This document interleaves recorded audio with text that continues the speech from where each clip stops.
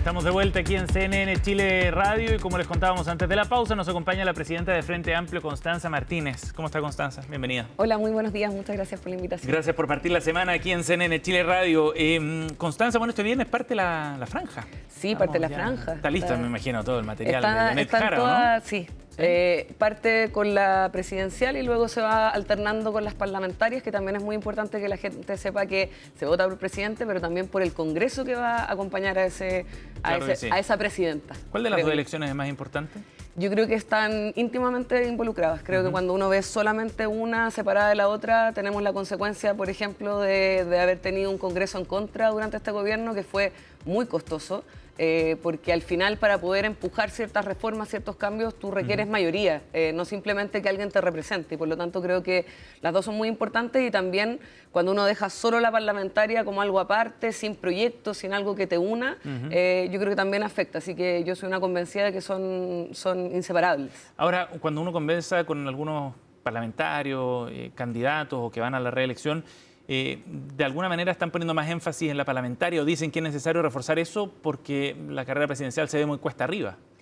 O sea, yo estoy acostumbrada a tener cuesta arriba en todas las elecciones. Siempre me dicen que vamos a perder, que nos va a ir terrible, que es el final del Frente Amplio, y estoy acostumbrada a eso. Y creo que las batallas hay que darlas hasta el final, no solo por convicción, sino porque tenemos, a mi juicio, a la mejor candidata presidencial de todas. Es una mujer que no solo tiene experiencia en el sector público, sino que también ha demostrado que es un liderazgo que convoca, que tiene un tono distinto. Y yo creo que una vez ya entrada en tierra derecha, porque ahora no hay mucho ambiente de elecciones, digámoslo, hemos estado haciendo campaña en terreno, pero la gente todavía no sabe muy bien qué es lo que se va a votar. Hemos tenido muchas elecciones, por lo tanto también hay un cierto agotamiento. Y a mi juicio, cuando vengan también los debates televisivos, esta semana hay uno importante, se van a empezar a notar esas diferencias. La semana pasada tuvo una muy buena intervención en varias entrevistas donde se muestra su faceta humana, pero también su faceta política. Así que, a mi juicio, esta es una elección totalmente abierta. De hecho, en las últimas mediciones baja la cantidad de votos en contra de Janet, que yo creo que es lo que rechazo? Sí, que es lo que creo que va a determinar esta elección, porque ambos candidatos tienen una base sólida de apoyo, cerca del 30%, tanto José Antonio Kast como Janet Jara. Lo importante creo que se va a jugar en el voto indeciso, en aquellas personas que todavía no han tomado una decisión, y que esa capacidad de rechazo es bien clave para poder mirar la elección. Ahora, de todas maneras, esas mismas encuestas muestran que en el balotaje, en una eventual segunda vuelta, Janet Jara no es capaz de derrotar ni a José Antonio Kast ni a Belín Matei. Por eso mismo digo que todavía está muy basado en el voto duro, en el fondo. La gente todavía, hoy día es la primera elección presidencial donde vamos a tener voto obligatorio, por lo tanto también las predicciones todavía se están ajustando. No es una elección que hayamos tenido en estas mismas características con voto obligatorio, así que yo, a mi juicio, se va a jugar muchísimo en el voto indeciso, en aquellos que todavía no han tomado una postura. En general, en eso, todas las encuestas muestran que la gente no tiene una posición tan zanjada ni por derecha ni por izquierda, sino más bien por proyectos en los cuales crean y que sean capaces de convocarlos. Y creo que en eso Janet va a pegarse una subida importante. Pero los candidatos de oposición suman cerca del 60% hoy día de las preferencias. Hoy día. Sí. Y yo creo que también nosotros estuvimos en una situación similar en la elección pasada, donde el presidente no ganó en primera vuelta, Gabriel Boric. Y luego también se logró unificar un progresismo que no estaba unido en ese momento y que logró también ser la coalición de gobierno que hoy día hemos visto. Así que yo creo que también se ve en tu capacidad de convocar. Yo lo que he visto también a lo largo de esta semana es una división bien importante en la derecha. Y veo a Janet Jara que convoca hasta ahora 9 partidos, a muchos movimientos políticos que están por fuera de la política tradicional, así que creo que además el convocar a personas que no están organizadas, que no están de acuerdo necesariamente con alguna de las dos posturas, se va a sentir más convocada por Janet. Estamos con Constanza Martínez, presidenta del Frente Amplio aquí en CNN Chile Radio. Constanza, y a propósito del desarrollo de esa campaña y de lo que yo comentaba antes sobre la relevancia que tiene la elección parlamentaria frente a la presidencial, ¿ve el compromiso también de los partidos, de los candidatos con la candidatura de Janet Jara? Sí, al menos nosotros como Frente Amplio estamos muy convencidos. Ayer estuvimos grabando Franja con ella. Los candidatos nuestros son muy diversos. Tenemos una bancada parlamentaria que me tiene muy orgullosa de su constitución, de la multiplicidad de actores, son personas que han crecido y han trabajado en sus distritos. ¿Los del Frente Amplio o en general Los del Frente Amplio, yo al menos son los que más conozco. Y he visto además, tuvimos reunión ayer entre los distintos partidos, todos los partidos han tenido un espacio para ir grabando franja con Janet, creo que hay un ambiente interesante ahí que se puede ir trabajando. ¿Y todos los partidos se sacaron la foto, digamos, o grabaron franjas con Janet Jara? No tengo el detalle, eso lo podría ver, entonces no me quiero pegar un fail, pero lo que hablábamos ayer es que varios de los partidos ya habían tenido un espacio de grabación con la candidata. Porque la DC, por ejemplo, o el Partido Liberal, ¿también van a tener foto con Janet Jara? No sé, el Frente Amplio, estamos con la camiseta puesta arriba de la jaraneta ya desde el comienzo. No, seguro, pero la señal puede ser bien relevante también, ¿no? Si es que hay partidos que deciden no sacarse la foto, por decirlo en términos genéricos, digamos, con Janet Jara, hay una señal también de... Sí, es que yo en verdad no sé la situación de los otros partidos, entonces no me quiero adentrar en eso. Lo que yo he visto es que sería hay una mala señal. Sí, sin duda, pero creo que también depende de ciertas tácticas sobre las parlamentarias. Yo tengo una convicción muy profunda, y el Frente Amplio también, de que no tiene sentido tener una campaña parlamentaria totalmente separada de la campaña presidencial porque son pegas que van de la mano. Y por lo tanto, yo también creo que cuando uno vota por un parlamento, lo que tú votas es por tener una mayoría capaz de hacer avanzar esos proyectos de ley, no solo que alguien te represente. Entonces, en ese sentido, yo creo que a ratos se separa mucho la discusión y no se ve que uno al final del día está eligiendo un congreso completo. Y en eso yo creo que es importante que la gente vea cuáles son las listas más competitivas, cuáles son los candidatos que tienen más posibilidades de representar y cómo pueden también armar un equipo de trabajo, y en eso yo creo que es fundamental la presidencial. ¿Y cuán relevante en ese sentido es la señal de unidad del conglomerado en su conjunto, digamos? Porque destacaba recién Constanza que esta candidatura, la de Janet Jara, ha sido capaz de convocar a 7 partidos muy distintos, todos... 9 partidos, todos ellos muy distintos. Claro, la lista parlamentaria te quedó en 7. Son 9 partidos, pero esa solidez del conglomerado se pone a prueba de alguna manera también en esta elección parlamentaria y en las adhesiones que se muestren y las lealtades también al final con Janet Jara. Por supuesto, yo lo que he visto es que hay una adhesión que también se provoca desde Janet. Ella es capaz de convocar a todos estos actores tan diversos.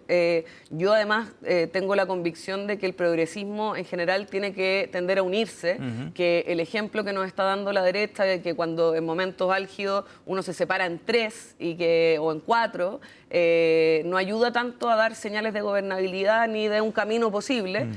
Yo creo que debiésemos transitar también a lograr una coalición política con ciertas definiciones de cómo resolver conflictos, de cómo podemos avanzar en ciertos temas que sean prioritarios y también mantener nuestra diversidad. Yo creo que también es sano manifestar que tenemos énfasis distintos y eso también se trabaja con la sociedad. Creo que a rato, si hablamos solo de los partidos políticos en un momento donde además no nos tiene mucha buena la ciudadanía, yo creo que nuestro rol es salir a hablar con las personas, es salir a comprometer ciertos avances, pero hacerlos realidad. Yo creo que también en eso hay una visión más pragmática, en buena hora creo, que mezcla esta idea de poder avanzar en ciertos cambios estructurales que nosotros no vamos a abandonar, porque es una forma de mostrar una señal, de mostrar cuál es nuestro camino, pero eso siempre de la mano de que la gente te apoye, vaya entendiendo los procesos y se haga parte, ojalá, de esos procesos políticos. Ahora, ¿de verdad cree viable la posibilidad de una coalición política, además superando un pacto electoral? Porque hasta ahora ni siquiera hay nombre, digamos, para una eventual coalición o algo por el estilo. Yo en eso estoy trabajando mucho y el Frente Amplio también. Lo hemos definido en nuestros últimos 2 comités centrales con mayoría absoluta de que es necesario poder avanzar en una coalición.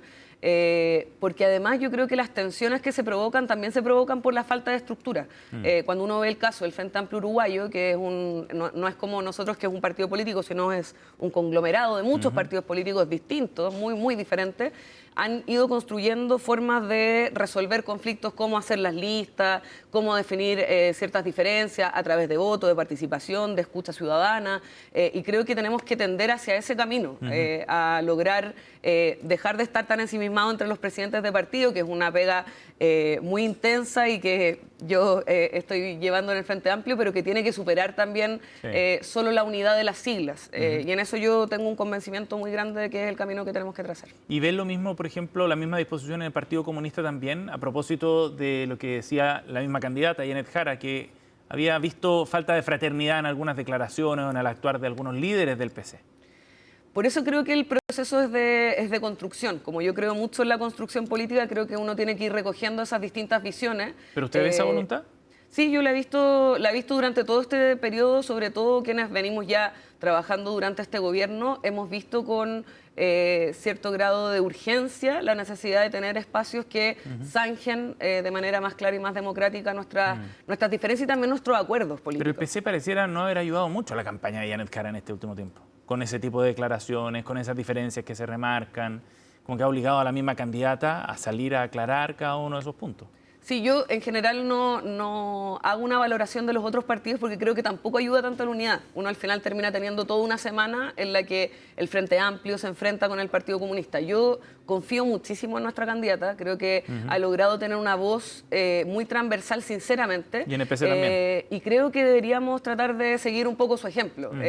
A ratos hoy día se premia mucho tanto el discolaje como la pelea interna. O sea, en el fondo, si yo quisiera hacer una noticia, yo podría plantear un tema crítico a otro partido y me parece que eso no contribuye ni a la unidad ni a que nuestra candidata gane. Y por lo tanto, mi postura personal es tratar de tener una vocería que muestre también todo el trabajo que se ha realizado y aquellas diferencias que tenemos, procesarlas más internamente. Estamos con Constanza Martínez, presidenta del Frente Amplio aquí en CNN Chile Radio.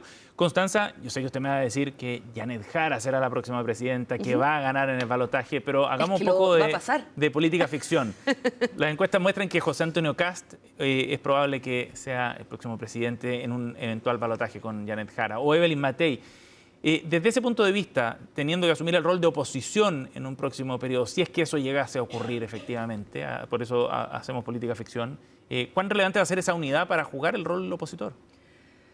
Voy a partir diciendo que mi candidata va a ganar estas elecciones, pero voy a hacer el juego de hablar de política de ficción. Yo creo que hoy día, con la situación internacional que estamos viviendo, con los recortes en Argentina y lo que ha provocado socialmente, con una guerra sin precedentes, o sea, no una guerra, un genocidio sin precedentes en la Franja de Gaza, con líderes mundiales que están poniendo en duda el multilateralismo, la paz, espacios que son muy clave. A mi juicio, la falta de definición de la derecha y particularmente de José Antonio Kast, que creo que es el único que, al parecer, según las encuestas, podría pasar a segunda vuelta, es muy preocupante y requiere que quienes creemos en la democracia como principio, que creemos en los derechos humanos sin la versión de fake news que se instala en medios, sino con un principio de dignidad humana donde no todo vale y donde hay que cuidar estas cosas porque si no tiene consecuencias muy graves para la humanidad y así de grave. Creo que la oposición tiene que ser capaz en ese contexto de ver qué es lo más importante. ¿Qué es lo más importante ahí? Cuidar la democracia, poder avanzar en ciertos cambios que Chile requiere y además defender lo que hemos construido. Yo creo que también el avance en derechos sociales que se han puesto en duda como si fueran un gastadero de plata cuando uno está hablando de la PGU. Que es una pelea que además se dio durante 13 años, la reforma de pensiones, cuando estamos hablando de gratuidad, con los efectos que tuvo, porque son esos los montos que pretende cortar José Antonio Kast. Y el 90% del presupuesto de la Nación va a prestaciones sociales. Entonces, cuando... Pero él ha dicho que no va a recortar la PGU.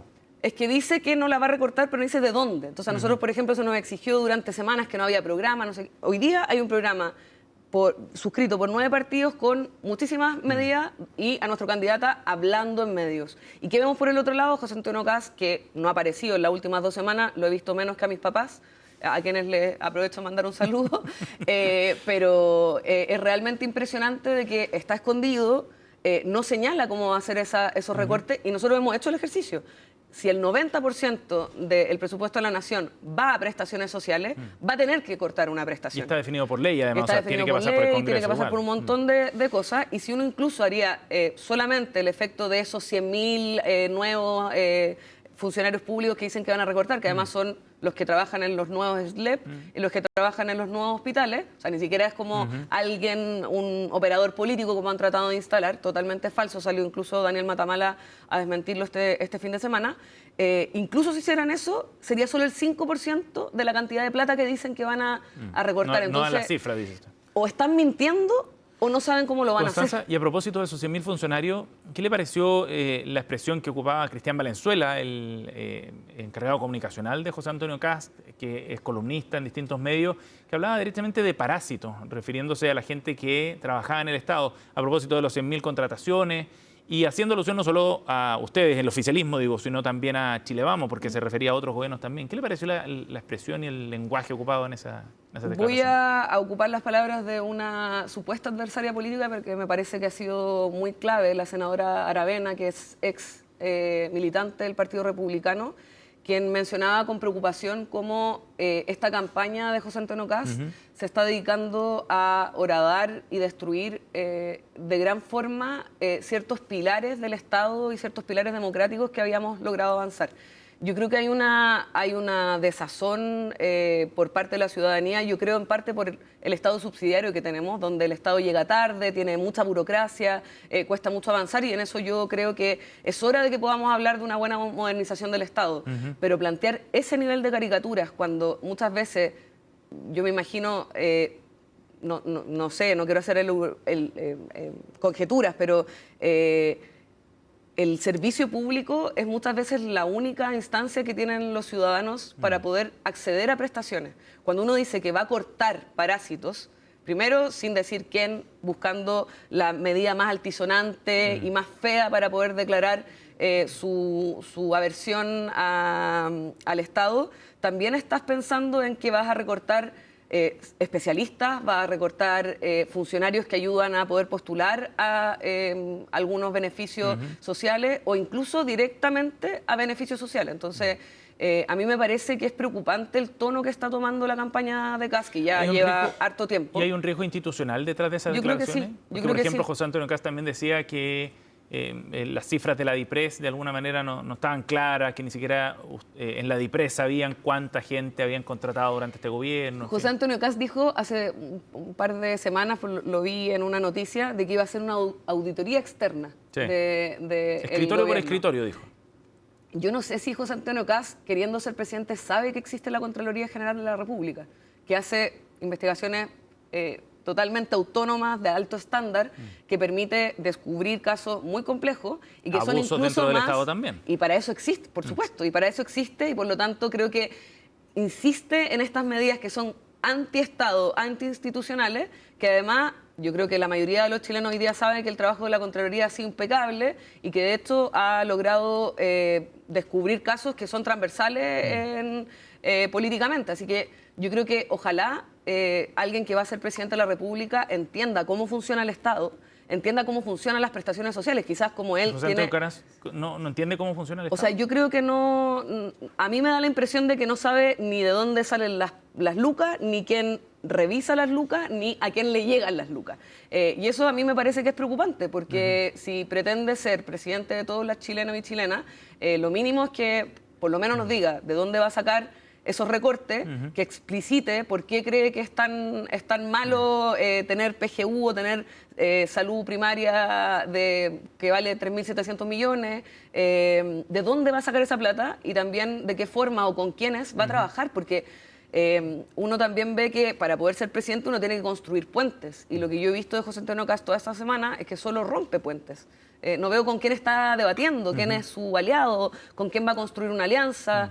Y en eso yo creo que en general los presidentes que hemos tenido en nuestro país han sido más bien constructores de alianza. El presidente Gabriel Boric fue capaz de, incluso en la oposición, ir a la comisión de niñez, asistir al acuerdo del 15 de noviembre. O sea, una persona que durante su carrera parlamentaria... Contra su propio partido incluso. No es tan así, porque ahí nos quedamos los que estábamos de acuerdo con el acuerdo. Un quiebre ahí importante. Dentro del partido. Pero no tenía el mandato de su partido para firmar ese acuerdo del 15 de noviembre. Firmó a título personal a eso. Después gente se fue y nos quedamos los que estábamos de acuerdo. Constanza, quería llevarle a otro tema a propósito de lo que planteó Carolina Toá la semana pasada. Frases bien comentadas. Estaba en París y dio una charla hablando sobre el progresismo, el futuro de la izquierda, entre otras cosas, y hablaba de dos temas que complicaban a la izquierda. Una era el populismo penal, la otra decía que habían complejos respecto a temas de seguridad, que había alergia a las policías. Usted fue delegada presidencial, tuvo trabajo cotidiano, diario, con las policías, literalmente. ¿Qué le parecieron esas declaraciones de Carolina Toá?